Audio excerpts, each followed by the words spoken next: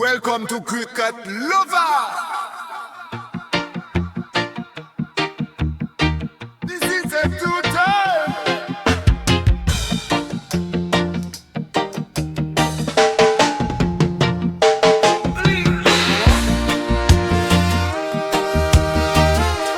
Welcome to Cricket Lover.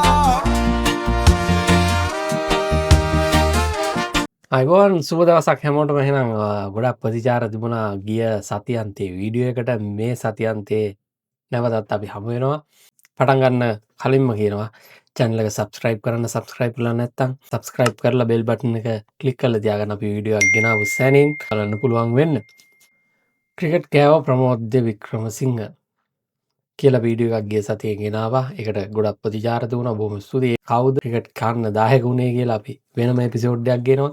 ඒකටත් එකක් බලන්න කියලා ආරාධනා කරමින් මේ සතියන්තයේ දැන් අපි අවධානය යොමු කරන්නේ ක්‍රිකට් ලෝකයේ සිදුවුණු ගැන. ලෝකසරාන්ට නම් කරපු ඉන්දියානු සංජිතය.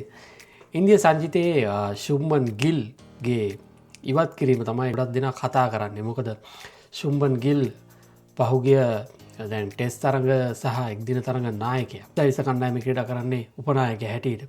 ඔහු ඉවත් කරමින් අක්ෂා පටේල් දැනට අක්ෂා පටේල් දක්ෂ ලෙස කණ්ඩායමේ ස්ථාවර වෙලා තියෙනවා. අක්ෂා පටේල් පහුගිය කාලේ කණ්ඩායමට එනවා යනවා. කෙසේ වෙතත් 2024 ලෝක කුසලානේ අවසන් මහා තරගයේ තීරණාත්මක ඉනිම ක්‍රීඩා කරේ කඩ්ලු බැටී තිබේදී අක්ෂ පටේල් සහ විරාට් කෝලි. අක්ෂ පටේල් තමයි දකුණු අප්‍රිකාවට ප්‍රහාරය මුලින්ම දියත් කරපු ක්‍රීඩකයා. ඒ අක්ෂ පටේල්ට ස්ථාවරයක් කණ්ඩායමේ ලබා දුන්නා. පිටිකරුවෙකුගේ හැටියටත් ඒ වගේම දඟපන්දුවන්නුගේ හැටියටත් ඒ වගේම තමයි එක්දින කණ්ඩායමේ ටෙස්ට් තරඟවලත් ස්ථාවර ක්‍රීඩකෙක්. දැන් ඔහුට ලබා දී තිබෙනවා උපනායකත්වයේ. ශුභ්මන් ගිල්ව උපනායකත්වයෙන් විතරක් නෙවෙයි කණ්ඩායමෙන්ම අයින් කරලා තිබෙනවා ඉන්දිය කණ්ඩායමේ. ශුභ්මන් ගිල් සහභාගී වුණු තරඟ 18 දී කිසිම අර්ධ ශතකයක් ඔහු වාර්තා කළා නැහැ. ඔහු වැඩිම ලකුණු සංඛ්‍යාව ලෙස වාර්තා වන්නේ ඕස්ට්‍රේලියාවේදී ලකුණු 47ක් සහ ආසියානු කුසලානේදී පාකිස්තානයට එරෙහිව ලබාගත් ලකුණු 46. ඊට අමතරව මේ දකුණු අප්‍රිකානු සංචාරයේ ඔහු තරඟ 3ක් ක්‍රීඩා කරා. එම තරඟ 3ේදී ශුභ්මන් ගිල් ලබාගත්තේ ලකුණු 32ක් විතරයි. ඒ වගේම තමයි ජිතේෂ් ශර්මා පහුගිය ඕස්ට්‍රේලියානු තරඟ සංචාරයේ තරඟ 3ක් සහ මේ දකුණු අප්‍රිකානු සමස්ත තරගාවලීම ක්‍රීඩා කරපු කල්ඩු රකින්න ඔහු තරඟ 7ක් ක්‍රීඩා කරා මේ එක දිගට ඉන්දියාව වෙනුවෙන් කල්ඩු රකින්න හැටියට. එම තරඟ 7න් තරඟ 2ක් ඔහු පන්දුට පහර දුන්නේ නැහැ. තරඟ 3ක ඔහු නොදැවී හිටියා. දැවී ගිය තරඟ 2කෙනුත් ඔහු දකුණු අප්‍රිකාව එක තිබිච්ච මේ තරගාවලියේ එක් තරඟයකදී ලකුණු 27ක් ලබාගත්තේ පන්දු 17කින් 6 පහර 2ක් සහ 4 පහර 2ක් සමගින්. ඉතින් ජිතේෂ් ශර්මා ලෝකසානයට කඩු රකින්න ලෙස නම් කරාවි කියලා බොහෝ දෙනෙක් හිතුවා. මොකද රිෂබ් පාන්ට් සහ කේල් රාහුල් 2020 තරගවලට දැන් මෑත කාලේ සලකා බලන්නේ නැති නිසා ජිතේෂ් ශර්මා ප්‍රහාරාත්මක පිටිකරුවෙක් නිසාත් අගබන්දුවාරවලදී ඔහු නම් කරාවි කියන එක බොහෝ දුරට ඉන්දිය ප්‍රේක්ෂකයන් සහ ජාත්‍යන්තරය බලාපොරොත්තු වුණා. නමුත් ජිතේෂ් ශර්මා ඉවත් කරමින් කණ්ඩායමට පැමිණ අරගෙන තිබෙනවා ඉෂාන් කිෂන්. කාලයක් ඉන්දිය කණ්ඩායමෙන් ඉවත් කරගෙන තිබුණේ. ඔහු දේශීය තරඟවල දක්ෂකම් දක්වමින් සහ IPL තරඟවල දක්ෂ ලෙස ක්‍රීඩා කරමින් හිටියත් ඔහුට අවස්ථාවක් ලැබුණේ නැහැ සංචිතයකට ඇතුළත් වීමට. කෙසේ වෙතත් පසුගියදා නිමා වූ සේඩ් මුස්ටාක් අලි කුසලාන තරඟාවලියේ තරඟ 10කදී ලකුණු 517ක් ශතක 2ක් සහ අර්ධ ශතක 2ක් ලබා ගනිමින් තරඟාවලියේ වැඩිම ලකුණුලාභියා වුණා ඉෂාන් කිෂන්. එවගේම කුසලානේ ජයග්‍රහණය කරපු ජාර්කන්ත් කණ්ඩායමේ නායකයා හැටියට කටයුතු කරෙත් ඉෂාන් කිෂන්. ඉෂාන් කිෂන් අවසන් තරගයේදීත් ඔහු ශතකයක් ලබාගත්තා පන්දු 49කදී. ඉතින් ඒ නිසාම තමයි ඉෂාන් කිෂන් මේ 2020 ලෝක කුසලාන සංචිතයට ගෙනහැල්ලා තිබෙන්නේ. අවසන් තරගයේදී කැදවුවා ශුභ්මන් ගිල් වෙනුවට සංජු සැම්සන් කියන්නේ 2020 තරගාවලි වල මේ වෙනට ශතක 3ක් ලබාගෙන තිබෙන දක්ෂ මුල් පෙළ පිටිකරුවෙක් නිසා ශුභ්මන් ගිල්ගේ අවස්ථාව තමයි සංජු සැම්සන්ට යන්නේ. ඇත්තටම ලකුණු 37ක් එහිදී සාර්ථක ලෙස පන්දුර පහර දෙමින් රැස් කරනවා. ඒ නිසාවෙන්ම තමයි ඔහු ගැන විශ්වාසයේ තබලා ශුභ්මන් ගිල් ඉවත් කරමින් සංජු සැම්සන්ව ලෝක කුසලාන සංචිතයට නම් කරන්නේ. ඔහුගේ විශේෂත්වය වන්නේ කඩු රකින්නකුත් වීම නිසා ඔහු බොහෝ දුරට කණ්ඩායමේ ක්‍රීඩා කරාවි. ඒ වගේම තමයි රින්කු සිං පහුගිය මේ අවුරුද්දටම ක්‍රීඩා කරේ එක්දින 20 තරඟ 5ක් විතරයි. එම තරඟ පහෙනුත් ඔහු තරඟ 2ක් ක්‍රීඩා කරන්න හම්බුනේ නැහැ. ඉනිමෙන් 3න් එංගලන්තය එක්ක ලකුණු 30ක් ලබා ගන්නවා පන්දු 26කදී 6 පහරක් 4 පාර 4ක් සමගින්. ඊට පසු ඔහුට පිතිකරණයට අවස්ථාවක් ලැබෙන්නේ පාකිස්තාන සමගින් අවසන් මහා තරඟයේදී ආසියානු කුසලානේ. ඔබට මතක ඇති අවසන් මහා තරඟයේ ලකුණු 4කින් ජයග්‍රහණය කරාගෙන යන්නේ රින්කු සිං. ඔහු මුහුණ දුන්න පළමු පන්දුවෙන්මයි. ඔහු ඊට අමතරව පන්දුවට පහර දෙන්න නැහැ. මේ දකුණු අප්‍රිකානු සංචාරයටත් ඔහුට අවස්ථාවක් ලැබුණේ නැහැ කණ්ඩායමේ ස්ථානයක්. කෙසේ වෙතත් ඔහු දේශීය පිටියේ තරඟ දස්කම් දැක්වීම නිසා රින්කු සිංට නැවතත් අවස්ථාව ලැබී තිබෙනවා ඉන්දිය සංචිතේ. සූර්යකුමාර යාදව මේ තරඟාවලියේ මම ගියා සතිය අවසන් කරේ තව තරඟ 3ක් තිබෙනවා. සූර්යයට ලෝකුසාන සංචිතේ නායකත්වය සහ කණ්ඩායමේවත් අඩුවන් රැඳී සිටින ඔහුට තරඟ 3ක් තිබෙනවා කියලා එක තරගයක් වැස්සට හේදිලා ගියා. තරඟ දෙකේදීම ඉතිරි තරඟ දෙකේදීම ඔහු අසාර්ථකයි. දැන් ඔහු ක්‍රීඩා කරන්නේ නම්බර 4. නම්බර 3 ඉඳලා 4ට බැස්ස 4 දැන් අසාර්ථකයි.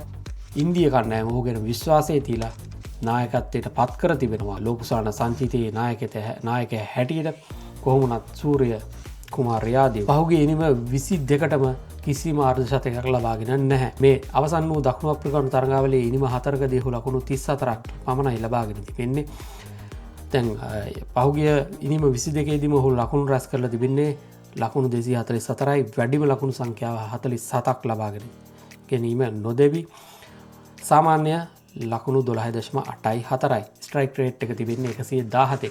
ඉතින් සූර්යකුමාර යාදව කියන්නේ මම පෙර ගිය සතිය කිව්වත් වගේම පිටි ඕනම දිසාවකට ඕනම විදිහකට පහරක් ගහලා කණ්ඩායමක් විනාශ කරලා දාන්න පුළුවන් පිතිකරුවෙක්. නමුත් ඔහු මෑත කාලේ අසාර්ථක වී දිගින් දිගටම අසාර්ථක වී තිබෙනවා. මේ 2025 කිසිම අර්ධ ශතකයක් නැහැ.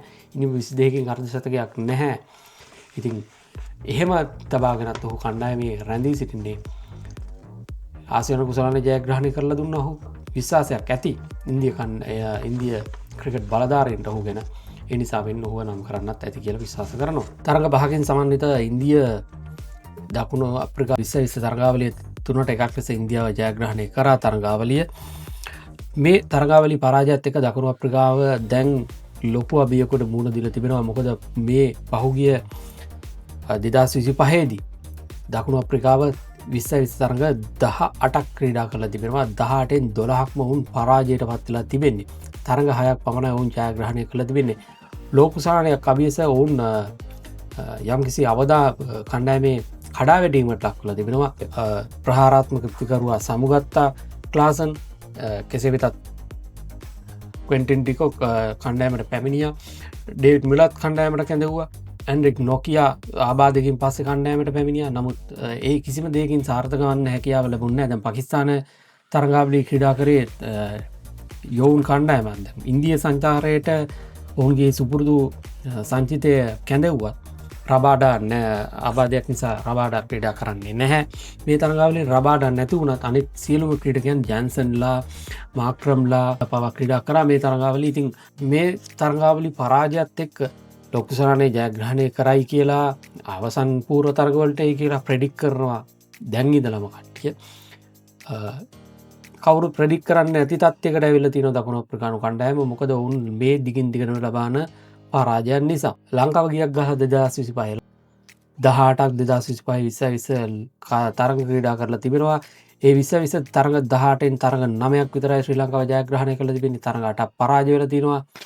එක තරගයක් සම අවසන් වුණා ඉන්දිය කණ්ඩායමත් එක්ක ආසියානු කුසලානේදී. ඒ තරගයත් හැබැයි අපි පරාජයයි සුපර් ඕවරේ. ඉන්දිය දකුණු අප්‍රිකානු 2020 තරඟාවලියේ වැඩිම ලකුණු ලාභය වුණේ තිරක් වර්මා වූ තරඟ 4කදී අර්ධ ශතක දෙකක් සමගින් ලකුණු 187ක් රැස් කරා. ක්වින්ටන් ඩිකොක් කාලයකට පස්සේ පාකිස්තාන තරඟ සංචාරයේදී ඔහු දස්කම් දැක්වුවා. නමුත් ඉන්දිය තරඟ සංචාරයේදී දකුණු අප්‍රිකාව වෙනුවෙන් වැඩිම ලකුණු ලාභය වෙමින් ලකුණු 156ක් ලබාගත් අර්ධ ශතක දෙකක් එක්ක.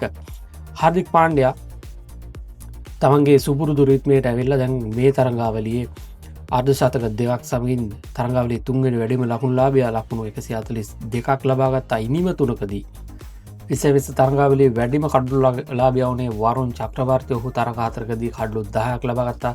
ඒ විතරක් නෙවෙයි ඔහු තරඟාවලියේ වීරයා බවටත් පත් වුණා. සංචාරක බටහිර ඉන්දිය කොදු කණ්ඩායම සහ නවසීලන්තය අතර පැවැත්වෙන අවසන් ටෙස්ට් තරඟය මේ වන විටත් ක්‍රියාත්මක වෙමින් තිබෙන්නේ.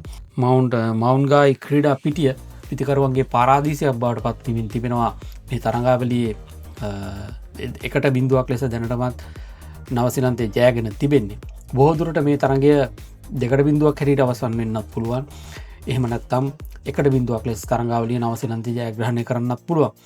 බටහිර ඉන්දිය කොදු කණ්ඩායම මේ තරගයේ බොහෝදුරට උත්සාහ කරාවේ ජය පරාජයෙන් තොරව අවසන් කර ගැනීමට. මොකද තවත් ජයග්‍රහණය පසුපස එළවලා ගිහිල්ලා පරාජයක් ලබා ගන්නවට වඩා ඔවුන් බොහෝදුරට උත්සාහ කරන්නේ අනිවාර්යෙන්ම මේ තරගය ජය පරාජයෙන් තොරව නිවා කර ගැනීමට. විශේෂයෙන්ම ෂේහෝප් මේ තරගේ පළමුවෙන් මේ පන්දුවට පහර දුන්නාවේ නොම්බර 8 පිතිකරුව හැටියට. ඔහු දවස් කීපයක්ම ක්‍රීඩා කරේ නැහැ පිටියේදී. මොකද ආහාර විශේෂමක් හින්දා පිටියෙන් නිවත් වෙලා හෝටලේ තමයි ඉඳී. පන්දුවට පහර දෙන්න විතරයි මේ තරගේ ඔහු පිටියට පැමිණියේ. නමුත් සාර්ථක වෙන්න හම්බුන්නේ නැහැ. ලකුණු 4ක් පමණයි ලබාගත්තේ මේ තරගයේ 8 වෙනි පිතිකරුව හැටියට පැමිණිලා. දැන් ඔවුන් පිතිකරුවෙක් අඩුව ක්‍රීඩා කරන නිසා බටහිර ඉන්දිය කොදුවා. ඒ නිසා බොහෝ දුරට මේ තරගයේ ජයග්‍රහණය පසුපසනම් ඉරවන එකක් නැහැ.